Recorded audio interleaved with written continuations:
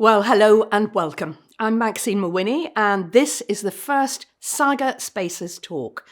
What is Saga Spaces? It's your community, a place where you can come and light up your mind by learning from some of the world's most brilliant academics, experts, and thinkers. We want to put the joy back into learning. And every one of our live talks will be an opportunity for you to discover something enriching or empowering with practical tips and valuable take-home advice. And we hope your experience today will leave you wanting more.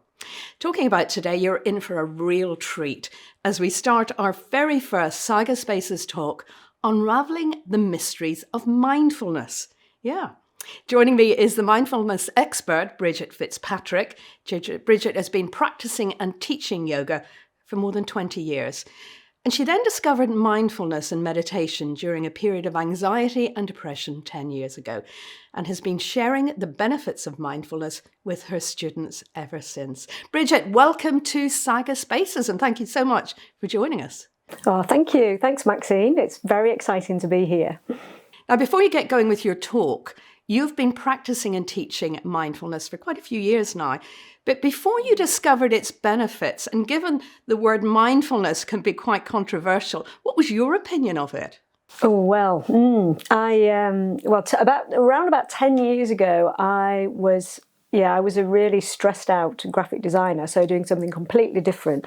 I was really struggling with anxiety and depression and juggling career and clients and kids and everything else. And if you'd said to me then that I should practice mindfulness or I should meditate, I would have either burst out laughing or burst out crying probably, or maybe thrown a punch at you. But my view of meditating and mindfulness, and you really don't have to look very far on a Google search to find these images. So my impression was of young women in unfeasibly beautiful places, looking really, really calm, usually with a swishy ponytail actually, but very calm and gorgeous places and looking nothing like me. Sometimes we get the odd hench bloke, a young man with his top off, or maybe a sort of ancient guru type, and those tended to be men. But anyway, all of these kind of images, that was my thoughts about it. And basically they had absolutely nothing to do with my life, particularly the way I was feeling. It just had, bore no relation. But then somebody gave me, the first book I read, so somebody gave me Frazzled by Ruby Wax.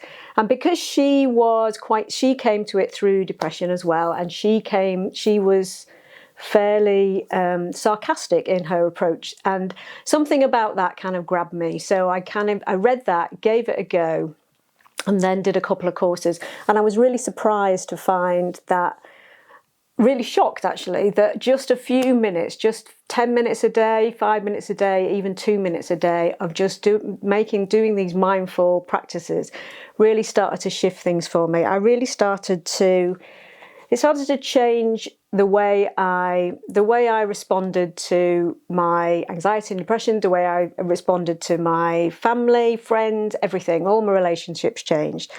And I still do I'd still get anxious, I still get depressed, especially I'm a little bit anxious today. But it's really kind of opened up and made me able to deal with those things so much better. And more importantly, it's given me a kind of toolbox to really help be calmer and enjoy my life more in a very practical way, which I'll come on to. So I then wanted to train to teach other people. Really, I wanted to share this stuff that I'd been quite anti. I wanted to share it with people like me who basically thought it was a load of hippie mumbo jumbo for the snowflake generation, maybe for young people. But and having then shared it now and taught lots and lots of people, and just seeing the benefits for people in bereavement, people dealing with cancer treatment, all sorts of people, and seeing the very practical difference it makes to them. That's what I'm hoping to offer a tiny little flavour of today. Well, Bridget, I think what you've said there, many of us can recognise because we've all gone through anxiety at various times of our lives. And even thinking back to the pandemic, gosh, how anxious were we all then? So I think this is going to be incredibly helpful.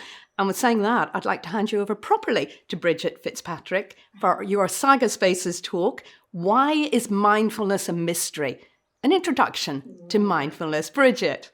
Thank you. Thanks ever so much, Maxine. So before we get into the kind of nitty-gritty, the definitions of mindfulness, I wonder if you'd be up for just a couple of minutes exercise, just to kind of experience something. If you can, everybody just get comfy wherever you are. You don't have to do anything special. You just sit wherever you are. And if it feels okay to close your eyes, close your eyes. If not, just have a nice soft gaze. But and if you don't want to join in, you can always just listen along. But if you're up for it, just close the eyes and take one hand, probably your strongest hand, and make a really, really strong fist. And come to notice what's happening with the breath. And just while you're squeezing that hand, just before you let go, just notice what's happened to the breath. And then let go. So you probably found that the breath maybe stopped, maybe got shallower, at least got really, really, really, really rigid and tense. So let's take the other fist. Come to have a little wiggle, kind of get back into feel comfy again. Come back to normal breathing, and then take the other fist, or if you want, you can go with the same one again. So as if you're really squaring up for a fight, you're really angry. So just take that fist, squeeze it, squeeze it, squeeze it. But this time, come to the breath, and then we're going to try and send the breath into the fist. So just a little bit of slow breathing, while keeping a bit of multitasking going on. So while we're squeezing, just breathing down the arm, just imagining that breath going into there. And maybe noticing then as you let go, maybe noticing then that it was a bit harder to hang on to the breath. And the breath is a really, really, hang on to the fist, sorry. The breath's a really, really useful barometer for how we're feeling. And just by doing that tiny little thing there, you're actually doing mindfulness, really. It's about bringing awareness. And it won't be a surprise to know that as we feel, as we're in pain or we're suffering or we're stressed or in any kind of difficulty, the breath is affected. The breath gets shallower, the breath is held, the breath is affected. And not surprisingly, that then sends a message to the mind to say, hang on, what's going on? I'm under attack. Which then by the next stage of that, it comes to the body, and the body gets tense, and then the body gets tense, sends messages to the brain. So everything gets clenched and tensed, and the breath gets held. And the worrying thing is when we've had years and years of that kind of practice, with that kind of experience, we can find that we get stuck and that becomes our normal. So even though we feel like we might be relaxing in between those kind of stressful moments, we tend to kind of get into this habit of holding the breath, which then has the cortisol and the adrenaline kicking out in the system.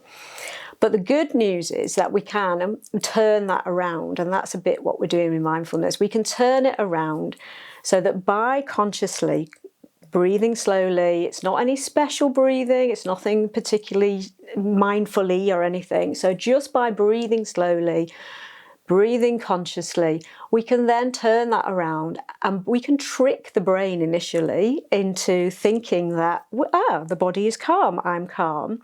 So we can turn it around so that the body's calm, and we then start to produce the calming hormones, so the oxytocin and the cuddle hormones, and we feel much, much calmer. So we can kind of, in this little exercise, the fist is a visual and a visceral symbol for suffering, for pain, for any kind of difficulty, and how we can maybe using a different set of awareness, a different way of being, we can kind of switch that around.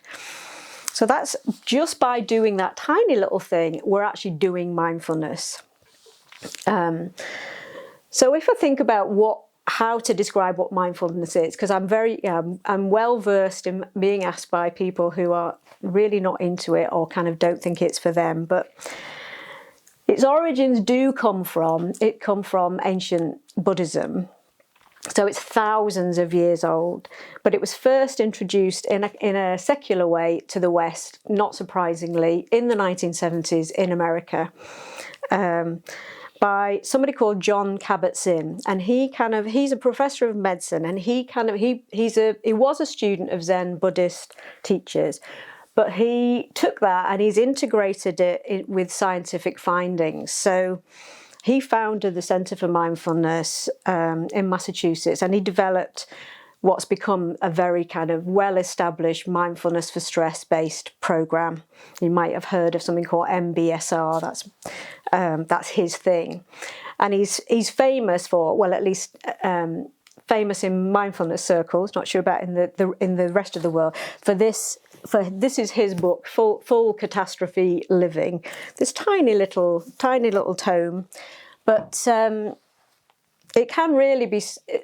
His view can be summarised as applying mindfulness with a scientific rather than a religious frame. So the science and the evidence kind of got involved from the 1970s onwards, and that kind of evidence base about the usefulness and the effectiveness of mindfulness has been growing and spreading ever since. And it has become more and more popular in non-Buddhist cultures. So what we kind of find today in the UK and in our kind of Western interpretation of mindfulness, what we find is it's like a mashup of cutting edge neuroscience, so all this kind of evidence where MRI scanners can show that our brains have physically changed for the better by learning these skills. So it's a mixture of this cutting edge neuroscience and ancient philosophy.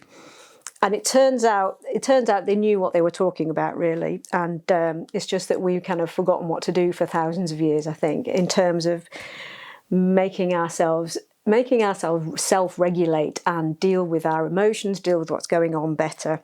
And what one of my favourite images is of a monk in an MRI scanner, which just kind of typifies this idea of this clash between, but also the kind of integration between neuroscience and ancient philosophy. The kind of standard definitions of what mindfulness is, it's really, really simple. It's about being awake, being kind of aware of what's going on. It's being grounded, and that's a word that's bandied around a lot, but grounded, all we mean by being grounded is that we're kind of in the body, we're in our senses, we know what's going on for us physically. We know what's going on with our breath, our feelings, our emotions, and in all of our senses. And also we're here in the present. Again, it's something that's bandied around a lot about living in the moment, and it's a kind of become an off-pat sort of Facebooky, meme-y sort of thing. But all that again means is that we are living in the moment as it's happening. We're not ruminating about the past, and we're not racing ahead to the future. Jon Kabat-Zinn, the guy I was talking about, he describes it. His description, which is one that's used a lot in mindfulness circles, is that it's paying attention on purpose in the present moment and without judgment. The without judgment bit is really important because that's something we're really very, very good at judging ourselves. So this kind of bringing the self-compassion and kindness in as well. So it's all about being awake and being aware. Fair enough, but why would you want to be fully present and aware of how things are, especially if things aren't great? So Maxine, you mentioned about the pandemic, why would we want to be in that moment when it was a really awful moment? But it's this awareness that makes us see our thoughts, makes us see our thoughts and our actions more clearly in new ways, maybe. So, and also makes us realize how disconnected we are a lot of the time from our lives, from ourselves, from the people around us, and the good and the bad, really. So we get into these habits, so these habitual, well-worn patterns, these neural pathways in the brain, they're often really unhelpful to us. They can be really damaging to us, but they're usually unhelpful. So with this awareness comes a tiny little pause. When we get these skills, we get this little pause that opens up a gap. So, and in that little gap, we can then take a bit of a better view of what's going on. We can take a bit more of a realistic view. We get a better vantage point. So it can be a bit like going up to the top of a hill and having a look at what's actually going on. Or you could see it as if, I like this one works for me. You can see as if life and all of its experiences as if you're in the middle of a torrential waterfall. It's pouring down over you. So that's all of your life, all of your experience, completely overwhelming you. And this little gap, this little pause that we learn to see in mindfulness is just like finding a little ledge behind it. It's a little space that we can step behind. We can watch what's happening. We can still watch the amazing, powerful waterfall of life, but we can see what it is. And from that gap, from that ledge, we've got a choice if we want to act differently. So maybe we might make some better informed, wiser choices about what to do next. So developing mindfulness skills, they might be born out of ancient wisdom and traditions, but neuroscience too now is telling us that it actually physically learning these skills and becoming good at mindfulness, it actually rewires the brain. So this whole in the last few years has been loads of information, really exciting stuff about neuroplasticity, which means that we can train the brain to change. The downside of that is that it means that we're never too old to start to change the brain. So we have no excuses if we're a little bit older to actually make changes. And if kind of mindfulness seems like a bit of a kind of fluffy, flowery woo-woo sort of thing, a bit of an aside on research, you can go off and put the kettle on if the sciencey bit doesn't interest you, but a really recent report came out a couple of months ago. I think it was in May, and that came out of it's called the Mindful Initiative, and the Mindfulness all-party parliamentary group. That is where the Mindful Initiative sits, and they came out with this report with some pretty compelling findings. So they kind of state, the report kind of sums up and states that stress reduction is now what they call robustly evidenced in a robustly evidenced impact of mindfulness. They're also finding that new kind of findings are emerging that mindfulness-related interventions can reduce stress in dementia and age-related cognitive decline. Really exciting stuff about how we can use it in terms of reducing the effects of dementia and Alzheimer's. So really exciting stuff going on there. It also can deepen this sense of connection with other people, which is really, really important. That so it's having an impact on reducing that kind of toxic impact of loneliness.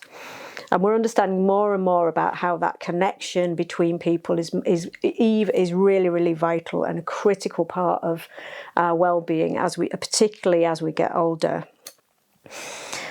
It's also helpful in the management of fear and uncertainty in the face of a difficult health diagnosis. So basically, if we get some difficult news, it gives us this toolkit that we build is really good at building resilience and what they call effective tools to navigate suffering. The report concludes, big claim this, but that mindfulness could be foundational and transformational in its impact on global health and well-being. So the NICE guidelines now also recommend mindfulness, which is really great. The fact that it really is being used in much more mainstream, and it's kind of got this recommendation from NICE for proving to help with depression.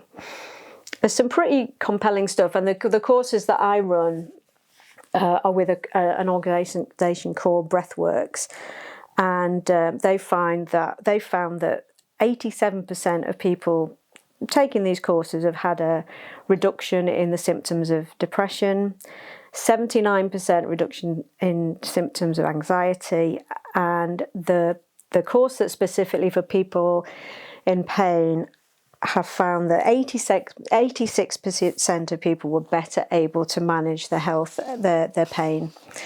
So that's kind of why we do it. That's the sort of, yes, I'm backing it all up with science bit, but kind of why. But how do we do it? How do we do mindfulness? The most obvious thing, obviously, is meditations, and mindfulness does include a lot of meditating, or a bit of meditating, not necessarily on a beach, not necessarily on a mountaintop. But the meditations are generally either sitting or lying down, or you can do it walking and a bit of movement. But it's anything that any sort of still position where we can bring focus to the moment. And really, what I like to think of the meditation bit is it's like going to the gym. So we go to the gym, we do the meditations to learn the skills and to build the kind of mindfulness muscles up, I suppose, to train the muscles, and to kind of, this is where this brain repatterning stuff, this exciting stuff in the neural pathways, that's where this happens. So we do have to put a bit of work in the gym. And we find different anchors there to ground us. So we find different anchors to help us, and everybody's different about this. Some people love working with the breath. Some people hate working with the breath for all sorts of reasons, or sensations in the body, or we might deal with sounds. So lots and lots of different types of meditation, and lots of different ways of bringing that kind of focus. And it may be that after a while, when you've been doing it, we work with thoughts, and we work with kindness and compassion as well, building those muscles too. So those are the kind of meditation bits, but just as important. Otherwise, what's the point? There's no point in being good at meditating for 20 minutes if then you walk out of that, you step off your mat or whatever, and then life's just the same. So it's really about having learnt these skills, then being able to bring them. You've got this toolkit that you can then call upon when life's difficult initially. So in other words, you're kind of bringing it to everything that we do. We take mindfulness out of the meditation gym. And that really is where it starts to help us reduce physical and emotional suffering, really. So we can, by reducing those down, by finding where we've got the gap, we've got the skills to bring to it, we can then start to also notice the great stuff that's happening in life all of the time, all of the small, and learning to really appreciate the good stuff as it goes past. It's not really. It's so often that we focus with this negativity bias. We focus on the negative, and we're hardwired to do that. But by kind of working with mindfulness, we can also learn the skills to actually start to enjoy really small stuff. So that's kind of how we do it. And if again, I'd really welcome you to have a go with me. We'll do a really short meditation in a minute, but just before we give it a go, also to kind of to smash a few of the kind of myths of mindfulness, I suppose, and that's part of my kind of life's work, if you like. Sounds a bit grand, but is to get away from those traditional ideas of what mindfulness and meditation is. So as well as unraveling the mysteries or the mysteries, this is the myths of mindfulness. So it isn't religious, it's not spiritual, it's really kind of practical. It can be, it can link to spirituality, obviously, but it's kind of, and there are plenty of New Age gurus out there. You don't have to look very far. It's also not positive thinking. It's not just kind of looking on the bright side. It's not think positively. It's not rose-tinted spectacles. It's not covering stuff up or pretending things are great when they're not. And it's not about fixing or getting rid of things or trying to kind of push problems away. In fact, it kind of teaches us that we kind of learn that by trying to push things away or kind of dampen them down and put them out of sight, we tend to get more overwhelmed by problems. It's also, this is a bit of a downer, this one, it's also not just about relaxing and chilling out. You know, they've got this idea of being in a massage place or something and it's tinkly music. It might well be relaxing, and I often find it extremely relaxing, but that isn't the aim. We're back in the gym, remember, there's kind of work to be done. There are skills to be honed as well.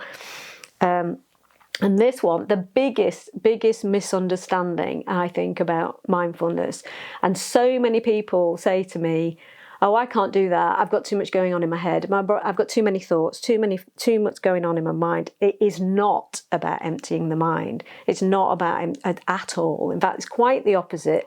It's just about, we're definitely not trying to get rid of thoughts. It's about noticing thoughts, working with them, and learning to watch them and notice them, and then see that your thoughts aren't you. We aren't our thoughts. We can actually choose to change the soundtrack.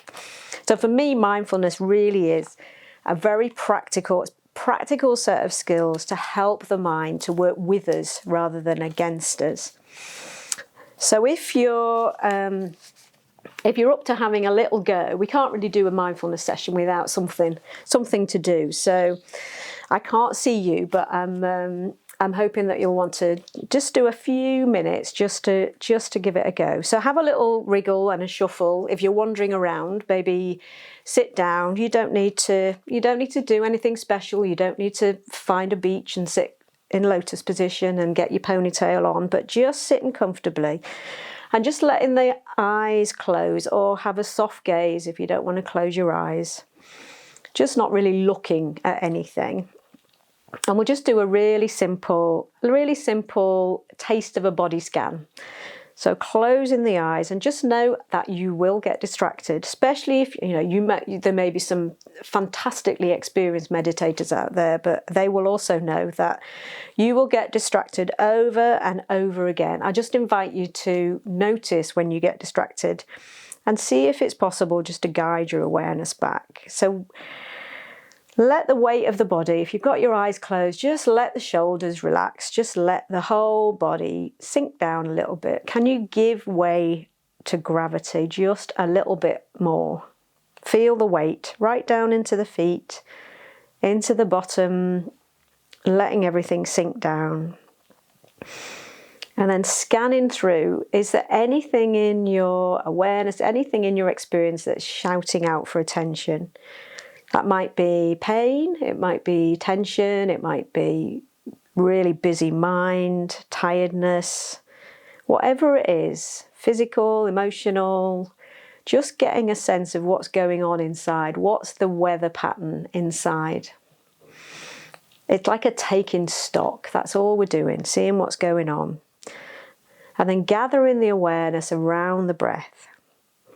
Just noticing again the breath in the body, the movement of the body with the breath. Just simply not trying to do it in any particular way. You might want to take a hand to the chest or a hand to the belly just to find that movement.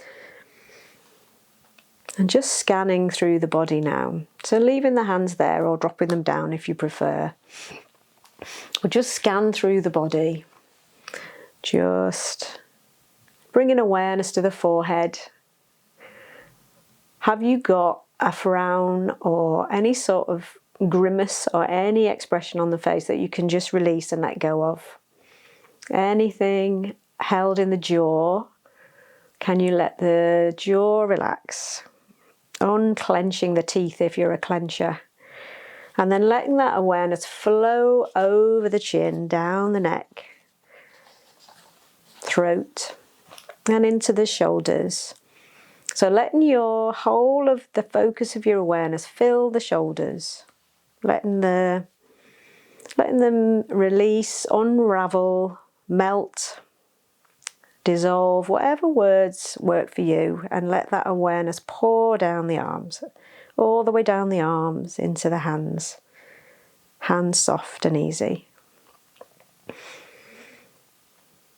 And where have your thoughts taken you? Have you wandered off? Are you out the window? Are you into the next thing, wondering when she's going to shut up? Just seeing where you are and guiding your awareness briefly back to the hands. And then coming all the way back, up the arms into the chest, and let that flow all the way down. All the way down the front of the body, through the hips and into the legs, all the way down into the feet. The feet and the toes, feeling that if you've got your feet on the floor, feeling the connection with the floor. And then finally the toes. And having taken this narrow spotlight of attention, then broadening that out to include everything, the whole of the body, from toes all the way up to the top of the head, to the tips of the fingers, letting go of any focus, any effort. Just you, sitting here, lying here, feeling the weight of the gravity again, letting sounds in. And then if you still have the eyes closed, then just dropping the head, deepening the breath again, and maybe taking a stretch, a yawn, whatever you like, just to kind of bring yourself back into the room. And that basically was a meditation, a very speedy go at meditating. Thank you ever so much for joining in. And as we come to the end, I just want to leave you with a couple of things to take away. Just that the mysteries of mindfulness, they can't be found, or they maybe can be found on beaches or mountaintops, but they can also be found in queues in supermarkets, as you're driving your car, as you're about to have an argument with somebody. It's that mindfulness can be brought to anything.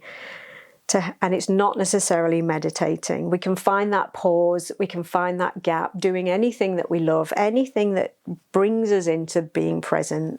So that might be cooking, eating, walking, exercise, reading, cinema, whatever it is that your thing. And it might even just be as simple as slowing down doing anything and having a little pause and stop. Just finding your anchor to come back here, come back to this present moment. Anything that does that for you, really. So just finding your way to step behind your waterfall and get on your little ledge, just to see if life can be just a little bit better. Thanks ever so much for listening along and having a go. I hope that gave you a little bit of a taste of what mindfulness is, and maybe want to explore it a little bit more, or at least not put you off completely. Thank you. So thank you to all of our members for joining this talk. I hope you enjoyed it as much as I did, and we hope to see you soon. Until then, goodbye.